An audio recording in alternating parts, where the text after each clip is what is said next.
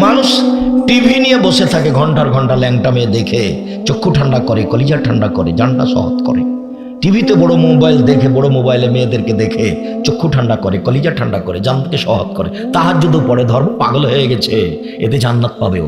সারা রাত বসে আছে, রাত 2টা 3টায় ঘুমাচ্ছে, তো এই কি আর আল্লাহকে ডাকতে পারবে? আল্লাহর নবীর কথাটা মেনে চলতে হবে। একরাহুল কালাম আবাদ আলী সাহেব ও একরাহুল নামা কামাল আলী সাহেব। মুহাম্মদ সাল্লাল্লাহু আলাইহি ওয়াসাল্লাম ঘোষণা দিয়েছেন, পৃথিবীর মানুষ মনে রেখো, এশার সালাতের পরে কথা বলা ঘৃণিত কাজ।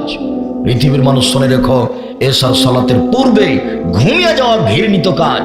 আপনি বাড়ির মালিক, আপনি বাপ, আপনার বাড়িতে কারফিউ জারি থাকবে। ঋষিরা আইয়ুবের মতো মাশাআল্লাহ জালি আছে বাড়িতে, কি রাত 10টায় ঘুমিয়ে যেতে হবে বাধ্য।